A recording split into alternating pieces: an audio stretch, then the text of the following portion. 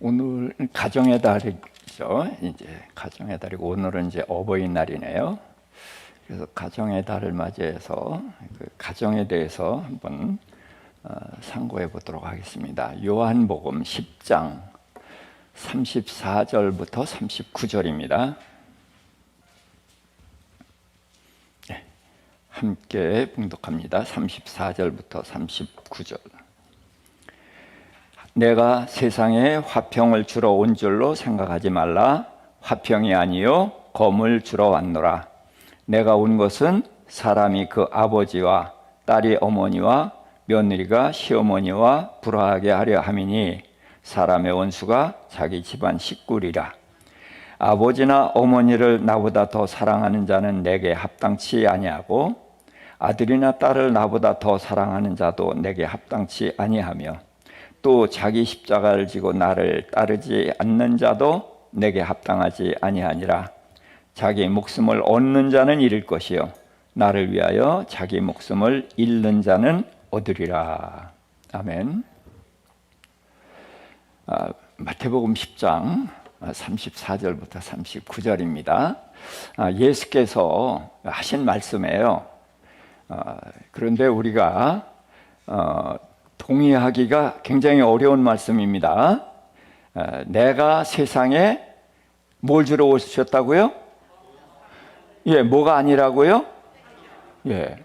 자, 예수님이 화평 주러 오셨어요? 검 주러 오셨어요? 우리가 알기로는.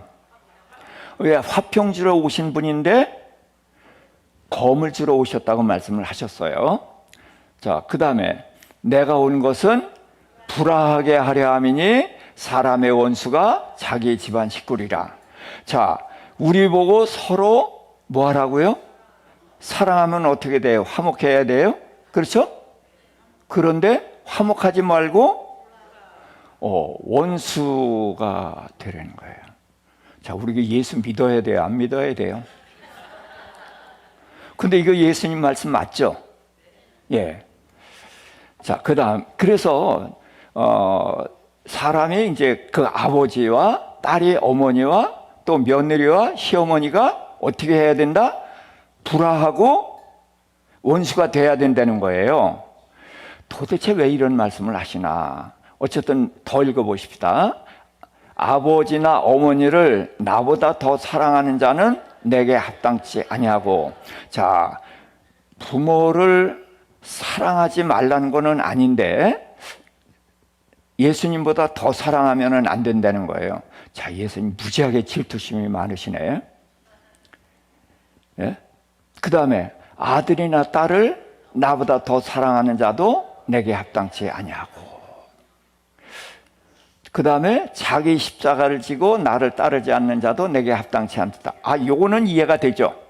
그렇죠? 자기 십자가를 지고 주님 따라가야 된다고 들어왔고 그런 결심을 하고 있잖아요. 그렇죠? 요건 맞는 것 같은데 이제까지 말씀은 우리가 알고 있는 예수님의 말씀하고는 굉장히 다르다는 거죠. 그 다음에 자기 목숨을 얻는 자는 잃을 것이고 나를 위하여 자기 목숨을 잃는 자는 얻으리라. 자, 제가 이 말씀을 가정의 달이기 때문에 이 말씀을 택했습니다. 왜? 지금 가정 이야기죠? 가정 이야기를 예수님이 하셨어요. 그러면 예수님이 하신 말씀은 우리에게 중요하니까 하셨겠죠. 그렇죠? 근데 동의되기 쉬워요? 어려워요? 어렵죠. 예. 근데 이 말씀을 농담으로 하셨겠어요? 이거 진심으로 하셨겠죠? 우리 보고 이대로 하라고 하신 거죠. 그렇죠? 그래서 제가 이 말씀을 택한 것은 제가 늘 인용하는 말씀 이사야서 55장 8절 9절에 하나님이 내 생각은 너희 생각과 다르고 내 길은 너희 길과 다르다. 왜 달라? 내 생각은 너희 생각보다 높고 내 길은 너희 길보다 높기 때문에 다르다. 그러니까 지금 우리 생각하고 예수님 생각하고 다르기 때문에 이해가 안 간 거죠. 그렇죠? 그리고 왜 이해가 안 갔어요? 높기 때문에 이해가 안 갔어요. 그러면은 어떻게 하면 돼요? 높으신 그 하나님의 뜻, 예수님의 의도를 찾아가면은 이 말씀이 뭐라는 것을 우리가 알게 되고 이게 우리에게 유익이 되겠죠. 네. 자, 우리가 아는 예수님은 어떤 분인가요? 누가복음 8장 48절 예수께서 이르시되 딸아 내 믿음이 너를 구원하였으니 평안히 가라 하시더라. 자, 그 혈루증으로 고생하던 여인이 예수님의 옷을 만져서 낫잖아요. 그래서 예수님이 찾으니까 두려워서, 왜냐하면 부정한 사람이 만지면 부정해지잖아요. 그래서 두려워했을 때에 예수님이 하신 말씀이거든요. 자, 이 여인이 하혈하는 병이었거든요. 혈루증이면은. 그러면은 예수님보다 나이가 많을까요? 적을까요? 정확히는 모르지만 짐작으로 많겠죠. 그런데 예수님 뭐라고 불렀어요? 딸아. 예. 딸아. 그렇게 부르면서 평안히 가라. 내 믿음이 너를 구원했다. 이런 말씀을 하셨어요. 그래서 주님은 우리에게 평안 주시는 분이에요. 맞죠? 자, 요한복음 14장 7절 평안을 너희에게 끼치노니 곧 나의 평안을 너희에게 주노라. 내가 너희에게 주는 것은 세상에 주는 것과 같지 아니하니라. 너희는 마음에 근심하지도 말고 두려워하지도 말라. 왜? 주님이 우리에게 평안을 주시기 때문에. 그래서 세상에서 어떤 어려움이 온다 할지라도 근심하지 말고 두려워하지 말고 평안을 누리라. 그런 분이란 말이에요. 근데 아까는 평안을 주러 오시지 않고 칼을 주러 오셨다고 말씀하셨다는 거죠. 그러니까 어떤 평안이냐 하는 이제 본질을 말씀하시려고 한 거란 말이죠. 자, 요한복음 10장 11절입니다.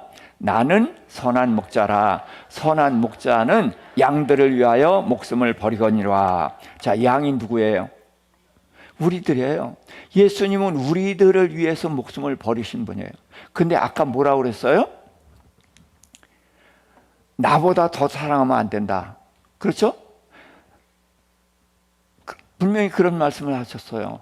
그래서 나를 위하여 목숨을 잃는 자는 얻으리라. 그러면서 주님은 자기를 위하라고 말씀을 하셔요. 그래서 우리는 이런 말씀을 들으면서 혼란스러울 수가 있거든요. 근데 이런 혼란의 과정을 겪어야 더 높으신 주님의 의도를 알 수가 있어요. 그래서 저는 일부러 오늘 그 말씀을 선택을 해봤습니다. 사도행전 7장 24절입니다. 한 사람이 원통한 일 당함을 보고 보호하여 압제받는 자를 위하여 원수를 갚아 애굽 사람을 쳐 죽이니라. 자, 이건 스데반 집사가 한 말인데 누구 이야기예요? 모세. 자, 모세가 애굽 사람이 이스라엘 사람들 괴롭히는 걸 보고 쳐서 죽였잖아요. 그래서 모래에다 묻었죠. 그러니까 이게 원수 맞죠? 그렇죠? 이게 원수예요. 가족이 원수가 아니라. 자, 로마서 12장 19절부터 내 사랑하는 자들아 너희가 친히 원수를 갚지 말고 하나님의 진노하심에 맡기라. 기록되었으되 원수 갚는 것이 내게 있으니 내가 갚으리라고 주께서 말씀하시니라. 내 원수가 줄이거든 먹이고 목마르거든 마시게 하라. 그래함으로 내가 숯불을 그 머리에 쌓아 놓으리라. 악에게 지지 말고 선으로 악을 이기라. 자, 원수 얘기가 나오는데 이 말씀은 이해는 충분히 되죠? 예, 동의하기가 어려워서 그렇지 충분히 이해되는 말씀입니다. 원수가 우리에게 있죠. 그런데 원수가 있으면 어떤 마음이에요? 갚아주고 싶죠. 그런데 원수를 갚지 말라 그래요. 갚지 않으면 내가 너무 억울하잖아요. 그러니까 하나님 뭐라 그래요? 나한테 맡겨라. 하나님께 맡겨라. 그러면 내가 갚아주리라. 자, 그러니까 우리는 원수를 내가 내 손에 피 묻히지 않고 원수 갚을 수 있기 때문에 하나님 말씀대로 하는 거란 말이에요.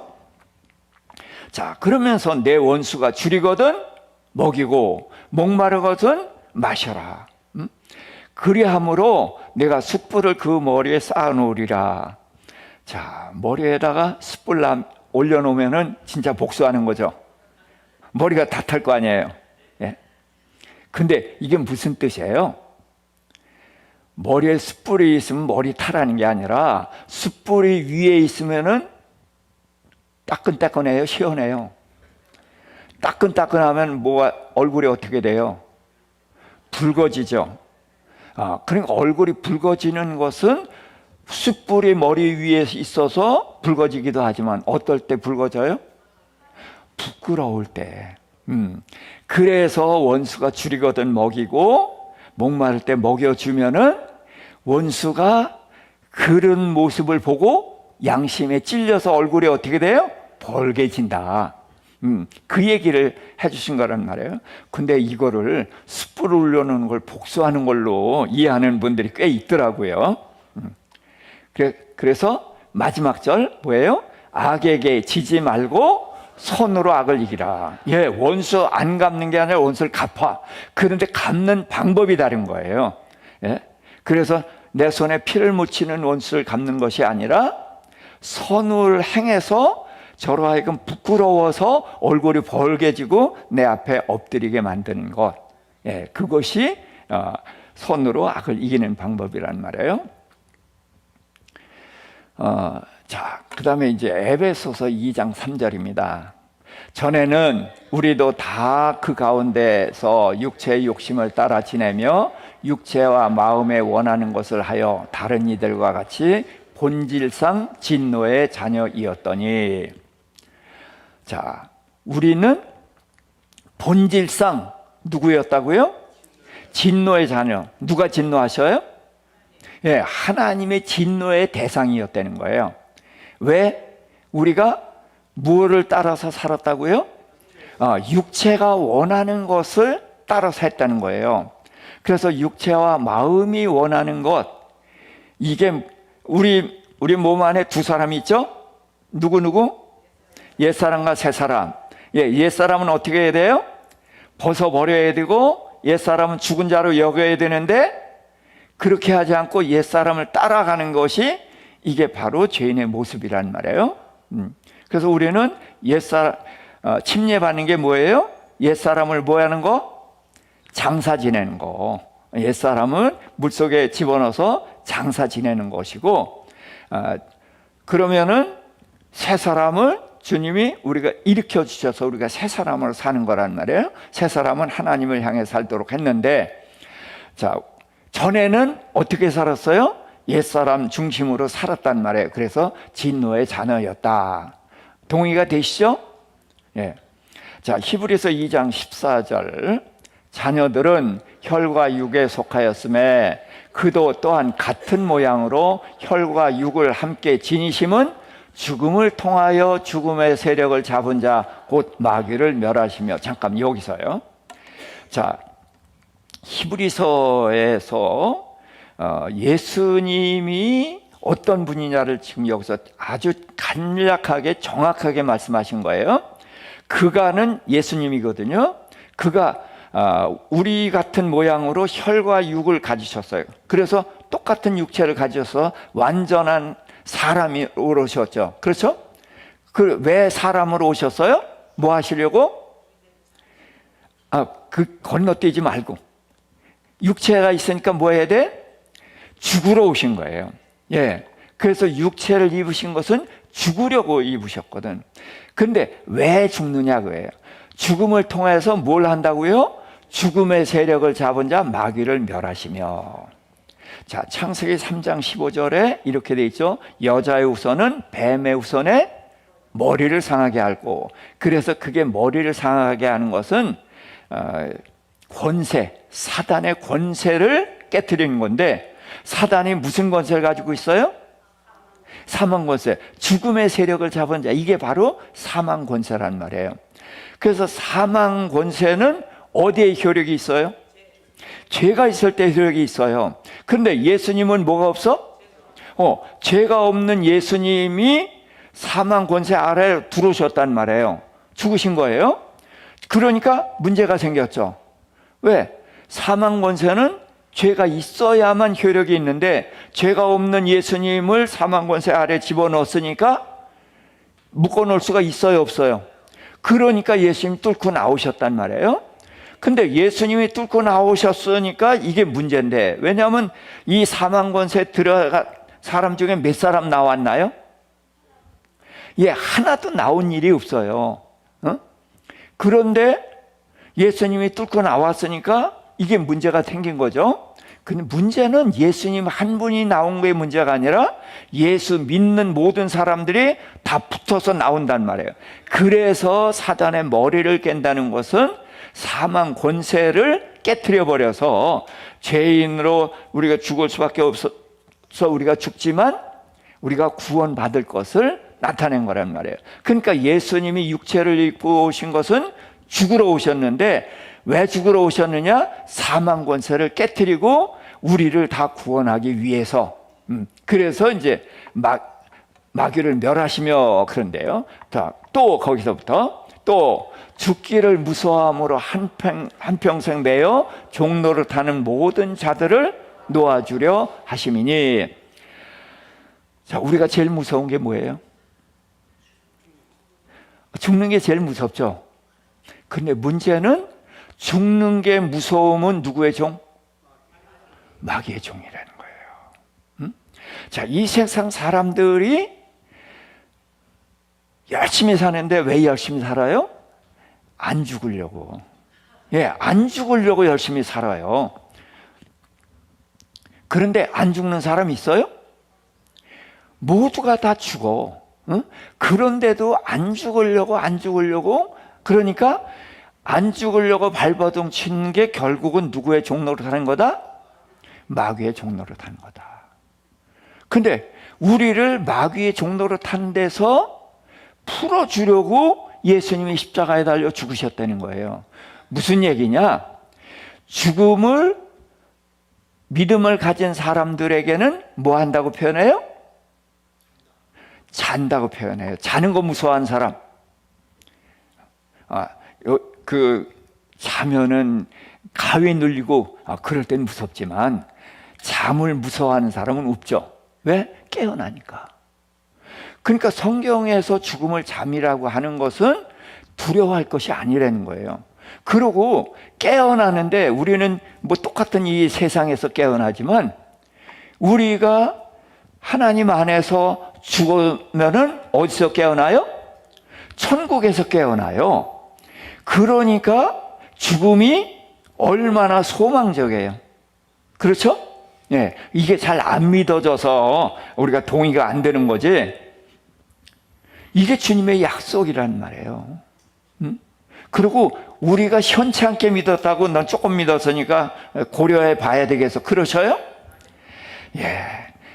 예수님이 내 죄를 위해서 죽으시고 부활하셨다는 것을 믿으면은 구원을 얻었고, 그런 자는 죽어도 부활하여서 천국에 가는 거죠. 그러니까 우리가 믿음이 현찮은 것은 부끄러워하고 죄송하지만 보장 받은 겁니다. 그러니까 우리는 죽음을 어떻게 하면 안 된다? 두려워하면 안 된다. 그래서 자꾸 나를 설득해야 돼요. 그래서 기도하면서 내게 믿음을 끌어올리고 천국에 대한 소망을 키워갈 수 있기를 바랍니다. 자, 요한복음 19장 25절부터. 자, 예수의 십자가 곁에는 그 어머니와 이모와 글로바의 아내 마리아와 막달라 마리아가 섰는지라. 예수께서 자기의 어머니와 사랑하시는 제자가 곁에 서 있는 것을 보시고 자기 어머니께 말씀하시되 여자여 보소서 아들이니이다 하시고, 또 그 제자에게 이르시되 보라 내 어머니라 하신대. 지금 여기 어디예요? 예, 장소 겟세마네 동산. 그렇죠? 아니, 골고다 언덕이죠. 예, 골고다 언덕에서 십자가에 달려서 지금 십자가 밑에 있는 어머니 마리아와 사랑하시는 제자가 누구? 요한 둘을 보고서 지금 말씀하셨어요. 자, 자기 어머니를 보고 뭐라고 하셨다고요? 예. 그러고 자, 제자 요한 보고는 뭐라고 했어요? 내 어머니다. 자, 이거 어떻게 된 거예요? 그래서 이제 이런 예수님의 말씀을 이제 우리가 알아야 되는 게, 왜냐면 이게 다 높은 뜻이기 때문에 그렇죠. 이제 우리 대부분 알고 계시겠지만, 예수님이 왜 마리아를 여자여라고 불러요? 예수님이 누구다? 누구기 때문에? 누구기 때문에? 아니, 쉽게 얘기해서 창세기 3장 15절 아까 말씀드렸죠? 뱀의 후손은 여자 후손의 발꿈치를 상하게 하고, 여자 후손은 뱀의 후손의 머리를 상하게 한다. 그 여자의 후손이란 말이에요. 그러니까 마리아의 몸을 통해서 왔죠. 그러니까 예수님은 창세기 3장 15절에 여자의 후손으로 오신 거예요. 또 이사야서 7장 14절에는 그렇게 기록되어 있죠. 처녀가 잉태하여 아들을 낳으리니 그 이름을 임마누엘이라 하리라. 그렇게 해서 예수님은 여자에게서 오는 거예요. 자, 우리도 여자에게서 왔지만 우리는 아버지를 따라서 온 거잖아요. 그래서 우리는 아담의 후손이기 때문에 몽땅 죄인이고, 예수님은 하나님의 아들로 성령이 잉태하게 했잖아요. 그러니까 여자의 후손이라는 것은 우리는 남자의 후손이고 예수님은 하나님의 자녀라는, 아들이라는 것을 나타낸 거란 말이에요. 그래서 예수님은 완전한 하나님, 완전한 사람. 그래서 하나님이 아버지니까 예수님은 죄가 없는 거죠. 그러니까 우리의 죄를 짊어지고 십자가에서 해결하신 거란 말이에요. 자, 그래서 예수님은 마리아를 여자라고 부른 거고, 그리고서 요한에게는 분명히 요한에게 어머니가 아닌데 요한에게 어머니라고 말씀을 했더니 요한이 그때부터 마리아를 자기가 모셨어요. 자, 요거 제가 전에 설명을 드렸습니다만은 우리가 이거에 대한 정확한 걸 모르면 천주교인들이 맞아요. 천주교인들은 마리아가 계속 동정녀로 살았거든. 그러고서 승천했단 말이에요. 그러니까 자식이 없어. 그러니까 예수님이 유일한 아들인데 예수님이 가니까 그 요한 보고 내 어머니 좀 부탁한다. 그렇게 했다는 거예요. 근데 우리가 알기로는 마리아가 예수님을 낳은 후에 아들을 몇 명 낳았어요? 4명 낳고 딸을 2명. 그렇게 낳았거든. 그러면은 자식들이 모시는 게 좋아요? 예수님의 제자가 모시는 게 좋아요? 자식들이 있으니까 당연히 모셔야 되는데 요한에게 맡겼다. 그러면 이건 뭔가 뜻이 있는 거죠. 그렇죠? 그래서 이런 걸 알아야 된단 말이에요. 자, 요한복음 20장 16절부터 예수께서 마리아야 하시거늘 마리아가 돌이켜 히브리 말로 라보니 하니 예수께서 이르시되 나를 붙들지 말라. 내가 아직 아버지께로 올라가지 아니하였노라. 너는 내 형제들에게 가서 이르되 내가 내 아버지 곧 너희 아버지 내 하나님 곧 너희 하나님께로 올라간다 하라 하시니. 자, 이 마리아가 어떤 마리아? 예, 막달라 마리아예요. 막달라 마리아가 이제 무덤을 떠나지 못하고 있으니까 그 막달라 마리아에게 예수님이 나타났어요. 그러면서 내 형제들에게 가라 그랬어요. 그러면 예수님의 동생 4명에게 가라? 네. 이제 2가지가 있어요. 예수님의 동생도 형제 맞죠? 4명. 그 다음에 제자들을 형제라고 했어요. 근데 예수님이 이전에도 제자들을 형제라고 부른 적이 있나요? 없죠. 그런데 지금 여기는 언제예요? 지금 여기가 어느 때?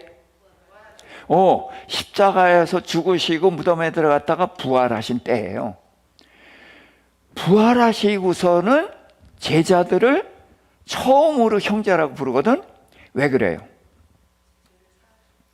예. 그러니까 제자들이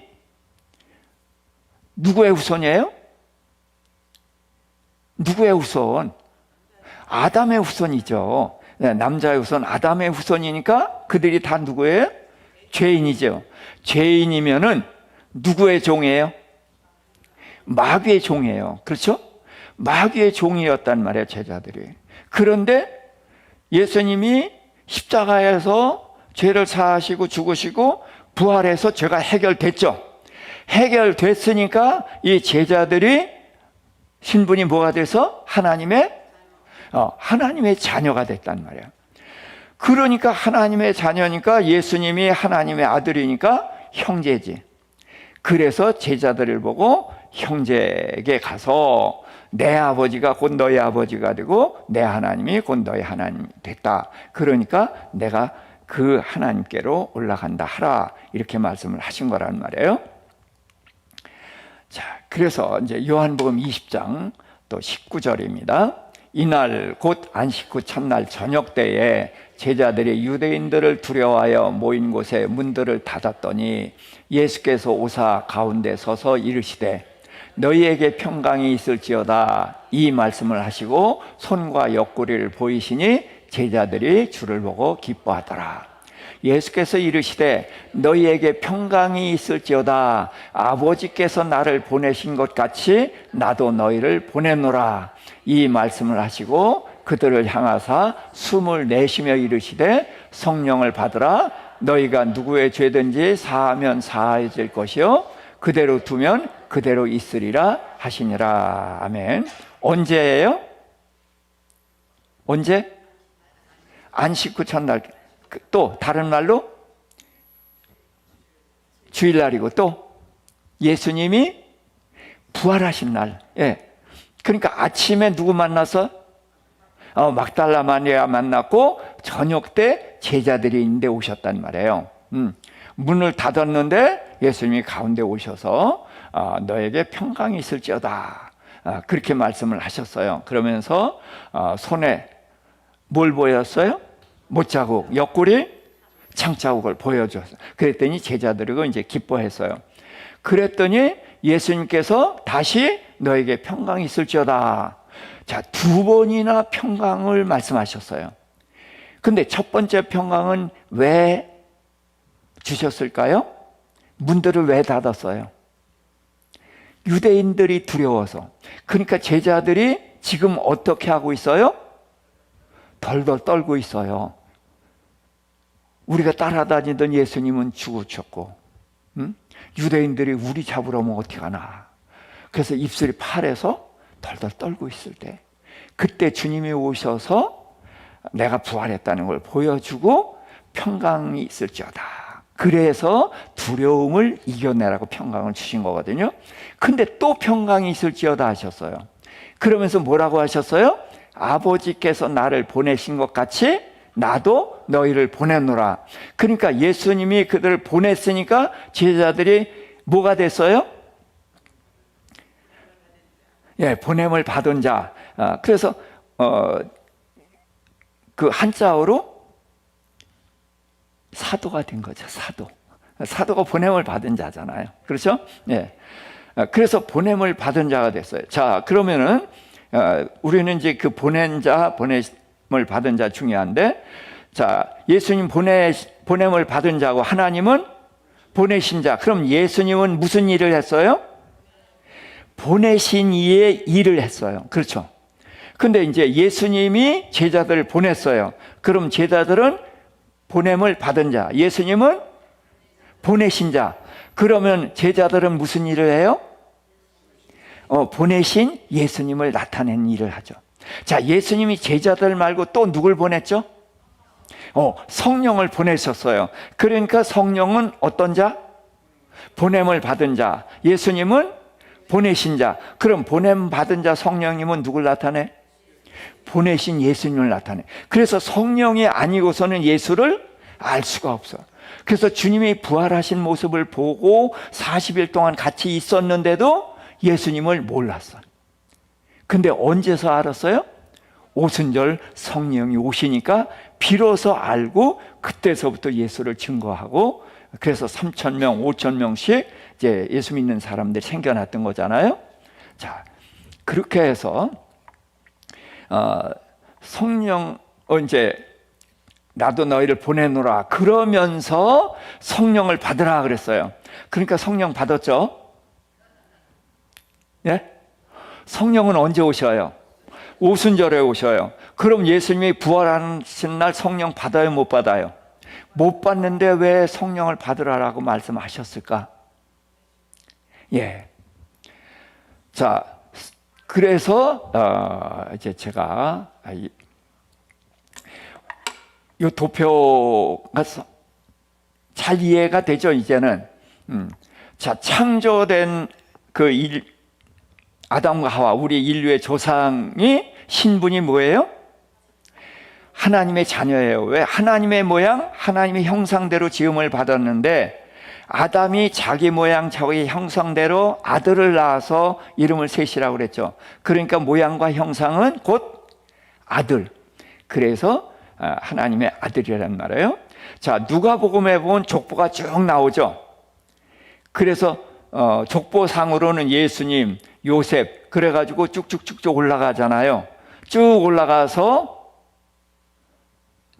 제일 꼭대기에 아담, 그 위에 하나님. 그러니까 아버지 올라가서 하나님이 아버지잖아요. 맞죠? 그래서 하나님이 아버지인, 그러니까 우리 인간은 존귀한 존재인 거예요. 천지를 지으신 하나님의 자녀로 지음을 받았으니까. 그래서 신분은 하나님의 자녀고 수명은 영생하는 존재였고 성령이 함께 하셨었단 말이에요. 근데 뭐가 들어와서? 죄가 들어와서 그런 바람에 하나님의 자녀가 마귀의 종, 진자는 이긴 자의 종이 돼서 마귀의 종이 됐는데 성경에서는 잃어버린 양이라는 표현을 써요. 사람을. 왜? 잃어버렸다면 본래는 뭐예요? 누구 거였어? 예, 하나님의 것이었는데 마귀 때문에 잃어버렸단 말이에요. 그 말은 잃어버린 양이라고 한다는 것은 언젠가는 어떻게 하시겠다?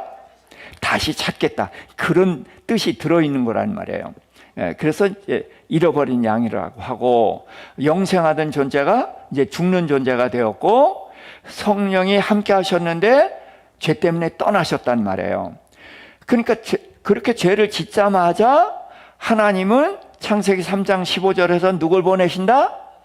여자의 후손을 보내신다. 그래서 여자의 후손이 곧 누구? 예수님. 그래서 예수님은 그럼 뭐하러 오셔? 죄를 해결하러.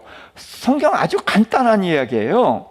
아담과 하와가 죄를 지음으로 인해서 하나님의 자녀가 마귀의 자녀가 되고 영생하는 존재가 죽는 존재가 되고 성령이 함께 하셨던데 떠나셨단 말이에요. 뭐 때문에? 죄 때문에. 그래서 죄를 짓자마자 하나님은 여자의 후손을 보내셔서 뭐를 해결하려고?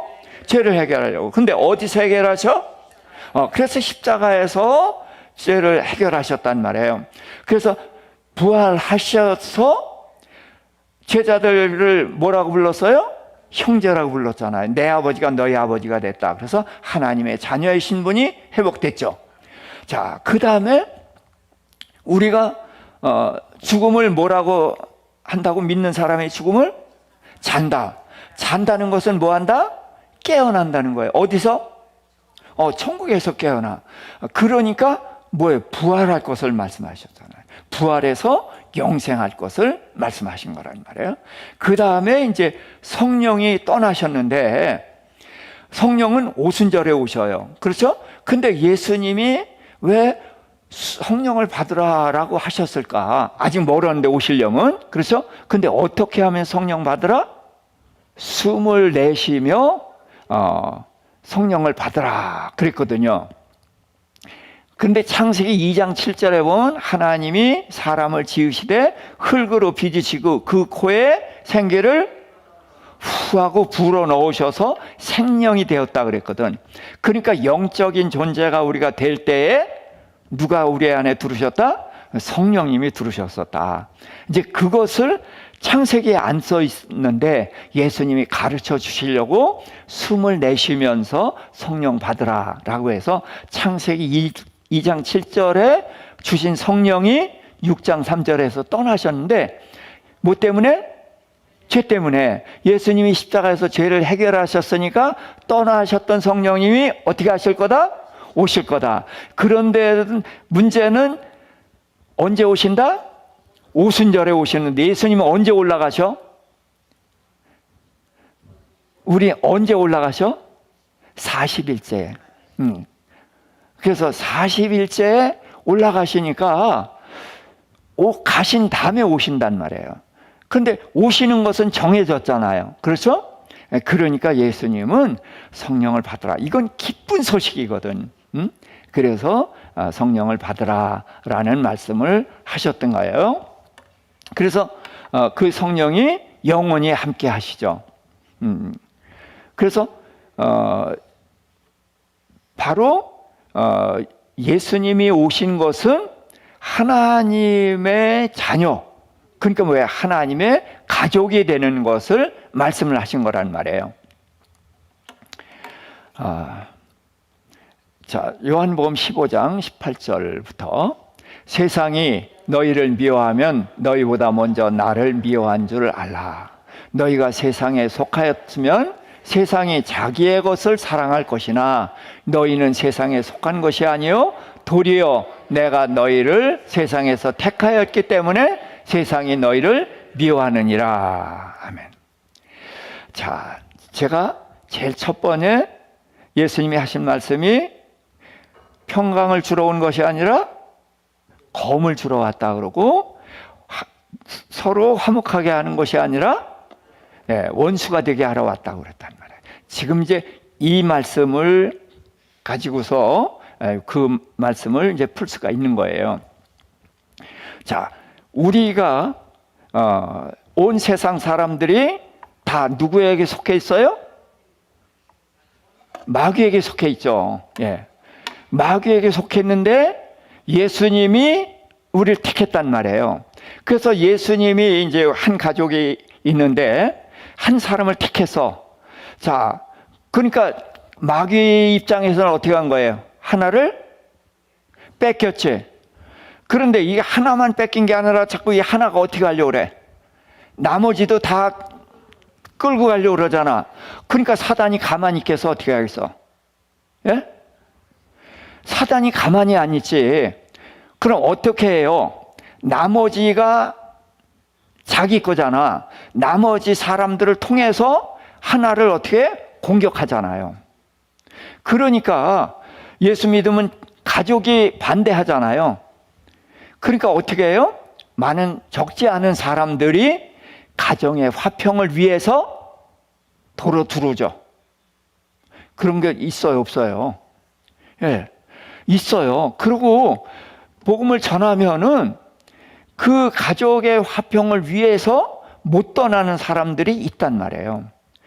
바로 그 얘기를 하는 거예요.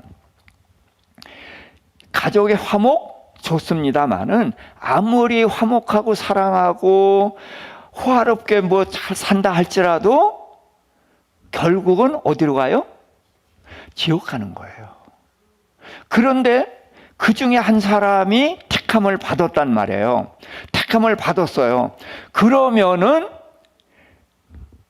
화목해야 되는데 화목이 돼요, 안 돼요? 안 돼요. 화목하려면 내가 도로 들어가면 화목이 되는데 예수님 뭐 하라고요? 화목하지 말고 검 가지고 싸우라는 거예요. 싸우라. 왜? 의리 가지고 지옥 같이 가야 돼요? 부자와 거지 나사로에서 부자가 나사로 보고 물 한 방울만 찍어서 떨어뜨려 하는데 그것도 안 된다고 그러니까 뭐라고 그랬어요? 나사로를 누구한테 보내라고? 내 형제들한테 가서 내가 지금 지옥에 와 있고 나사로는 천국에 갔다. 그거를 좀 알려줘서 내 동생들은 지옥에 오지 않게 해달라. 그렇게 얘기를 하잖아요. 그거를 지옥에 오기 전에 알았으면은 어떻게 했겠어요? 부지런히 천국 가게 했겠죠. 그럼 그건 몰랐잖아. 몰랐으니까 지옥에 온 다음에 나사를 보내라는데 그게 돼요? 안 되거든.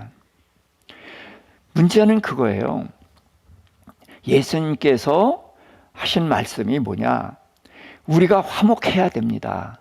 그러나 예수님이 아닌 상태에서, 마귀에 속한 자리에서 화목한 것은 절대로 안 된다는 거죠.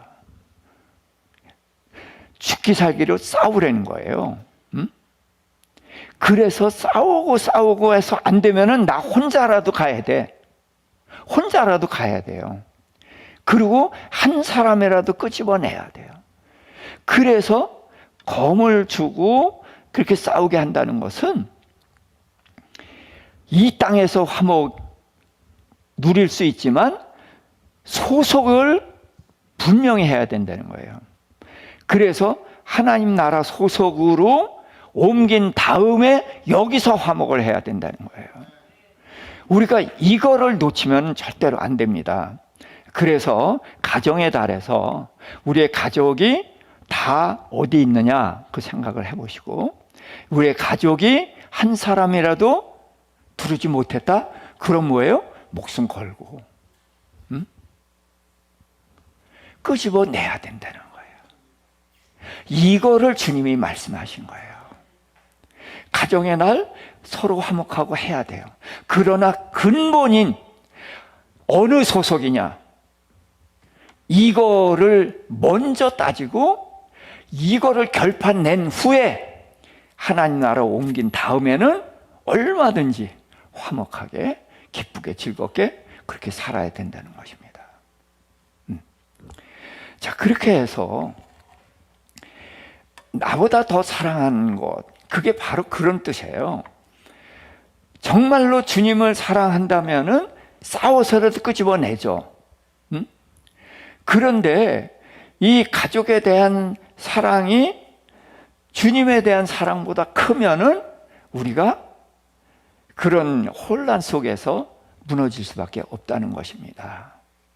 그래서 우리는 이 땅의 목숨, 이 죽을 목숨을 위해 살 것이 아니라 영생을 위해서 싸워야 된다. 그것을 우리는 꼭 기억을 하시기를 부탁을 드린 것입니다. 자, 사도행전 4장 32절부터 믿는 무리가 한 마음과 한 뜻이 되어 모든 물건을 서로 통용하고 자기 재물을 조금이라도 자기 것이라 하는 이가 하나도 없더라. 사도들이 큰 권능으로 예수의 부활을 증언하니 무리가 큰 은혜를 받아 그 중에 가난한 사람이 없으니 이는 밭과 집 있는 자는 팔아 그 판 것의 값을 사도들 앞에 두매 그들이 각 사람의 필요를 따라 나누어 줌이라. 구브로에서 난 레위 사람이 있으니 이름은 요셉이라. 사도들이 바나바라 하니 그가 밭이 있음에 팔아 그 값을 가지고 사도들의 발 앞에 두니라. 자, 초대교회에서는 여기서 두 가지를 보면 돼요. 하나도 없더라. 자기 소유가 다 있겠죠. 그런데 자기 재물을 조금이라도 자기 것이라고 하는 사람이 하나도 없다. 자, 지금 이건 교회입니다. 자, 교회에서 이런다는 것은 우리가 이해가 안 되죠. 근데 어디는 이렇게 돼야 돼요. 우리의 가정은 그래야 되죠. 가정에서 네 거 내 거 금긋기 시작했으면 이건 뭐예요? 가정이 이미 무너져 가는 거예요. 가정은 네 거 내 거가 없는 겁니다. 그런데 지금 이 교회에서 네 거 내 거가 없었다라는 말은 교회가 바로 뭐였다? 가정이었다는 거예요. 근데 이 자꾸 팔아서 내놓는 사람들이 있었어요. 왜 그랬냐? 예수 믿는 사람들은 가난한 사람들이 많이 믿어요. 부자가 믿어요. 가난한 사람들이 대부분 믿는단 말이에요. 그런데 그 유대 사회에서 예수를 믿으면은 뭘 시켜요? 출교라는 건 교회에서 쫓아내는 거예요. 그러니까 산성교회 쫓아내면 저 아래 수봉 무슨 교회 가면 되는 게 아니라 유대 사회에서 쫓겨나는 거예요. 그래서 농사 짓는 사람, 그 인부면은 아무도 안 써줘. 장사를 하면 아무도 안 팔아줘. 식무살이를 했었는데 출교당하면 안 불러. 그럼 어떻게 돼요? 당장 먹고 사는 길이 어려워. 그러니까 있는 사람들이 있잖아. 이제 바나바 같은 사람이 원래는 뭐예요? 요셉이에요. 요셉인데 그가 이렇게 다른 사람을 이렇게 보살피고 돌보는 사람이었어요. 그러다 보니까 이제 사도들의 이름을 바나바라고 고쳐줬는데, 그게 이제 위로의 아들, 그래서 권면하고 위로하는 그런 사람, 가슴이 따뜻한 그런 사람이었는데, 그가 자기 밭을 팔아서 사도들 앞에 내놨거든요. 왜? 자기가 나눠주면은 내가 하잖아요. 내가 높아지잖아요. 그래서 사도들 앞에 내면, 교회에다 내놓으면 교회에서 그 일을 한단 말이에요. 그렇게 해서 이제 가난한 사람이 한 사람도 없었다. 이게 가정이란 말이에요. 자, 그래서 아나니아 삽비라가 왜 죽죠? 예, 아나니아 삽비라가 자기 재산을 팔았어요. 내놓다가 조금 숨겨놨다고 그래서 죽이는데, 성령을 속였다고 해서 죽이거든. 그러니까 아나니아 삽비라 성령 해방죄, 그러고서 우리 넘어가요. 그런데 아나니아 삽비라처럼 우리가 내놓으라고 하면 아나니아 삽비라 이상 할 사람이 있어요? 아나니아 삽비라만큼 할 사람이 있어요? 없잖아요. 근데 우리는 쉽게 돌을 던져요. 이게 뭐냐? 초대교회는 가족이었단 말이에요. 그리고 그때는 주님이 뭐라고 하셨냐면, 너희 중에 내가 다시 오는 것을 볼 자가 있다, 그렇게 말씀하셨거든. 그러니까 예수님이 자기네들 살아있을 때 오실 거란 말이에요. 그러니까 머지않아 오실 거라고 본 거예요. 2000년 이렇게 오래 걸릴 줄 알았으면 안 그랬겠지만, 금방 오실 줄 알았으니까 어떻게 해요? 팔아서 다 내놓은 거예요. 같이 주님 오실 때까지 견디자. 그래서 그렇게 살았던 거거든요. 그것이 바로 초대교회의 위대한 모습이에요. 자, 그럼 이제 말씀을 정리하겠습니다. 우리 가정 소속이 어디인가 이거 분명히 합시다. 그래서 하나님 나라로 옮겨오지 않았으면은 싸워야 돼요. 근데 싸우되 총칼로 싸우는 게 아니라, 그렇죠? 사랑으로 그들을 부끄럽게 만들어야죠. 그래서 머리에 숯불 얹어서 그렇게 해서 하나님께 굴복하도록 하려는 거예요. 그래서 최선을 다해서, 헌신의 힘을 다해서 그들 구원해내야 된다. 그러고서 하늘나라로 옮겨온 후에는 하나가 되는 거예요. 네? 그래서 열심히 이제 행복하게 화목하게 살아야 되는데, 문제는 우리의 가족은 이 땅에서만 가족이에요. 영원한 천국까지 가는 가족은 어떤 가족? 이 교회가 천국까지 그대로 가는 가족이란 말이에요. 그러니까 우리는 자꾸 나를 설득해야 돼. 내 피부치, 지금 역시 저런 미국 가 있는 아들, 인도 가 있는 딸, 그게 내 식구라고 생각해요. 저도 여전히. 이제 조금 있으면 딸이 이제 나올 텐데, 그게 그런 개념이 있어요. 그런데 그거를 자꾸 깨트려야 된단 말이에요. 그래, 내 가족은 이 교회에 있는 이 성도들이 내 형제고 자매다, 내 가족이다. 그렇게 나를 자꾸 설득하고 그러면은 꼴 보기 싫은 사람도 이뻐지고 이제 그렇게 된단 말이에요. 그래서 이거를 자꾸 바꿔 나가야 돼. 가족의 개념을.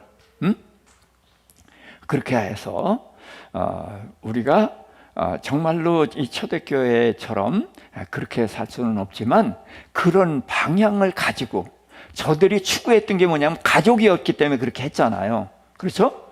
그러니까 우리가 그런 가족을 추구하고 그렇게 열심히 서로 사랑하며 꼴 보기 싫어도 더 기도하면은 이뻐져요. 그렇게 해서 서로 사랑하고 품고 용서해주고 그러면서 가족으로 이렇게 사랑의 공동체로 키워나갈 수 있기를 부탁을 드립니다. 날마다 새신자들 오잖아요. 자, 새신자들 오면은 자, 이게 품어주고 우리 산성교회가 좀 그거 좀 약해요. 네. 가도 갔나보다, 와도 왔나보다. 이거 안 돼. 이거 우리 고쳐 나갑시다. 예. 갔나보다, 왔나보다가 아니라 왔구나, 갔구나 그러면 쫓아가서라도 좀 붙잡기도 하고 그렇게 하면서 우리 가족이라는 개념을 가지고 우리 산성교회 열매를 맺는데 그 열매 중에 하나가 뭐냐? 우리가 모두가 뭐다? 가족이다. 그래서 2024년도에는 우리 서로가 가족이다 하는 개념을 갖고 가족으로 서로를 품고 함께 갈 수 있기를 주님으로 축복합니다. 주여 한번 부르고 기도 한번 하십시다. 주여, 주여, 주여.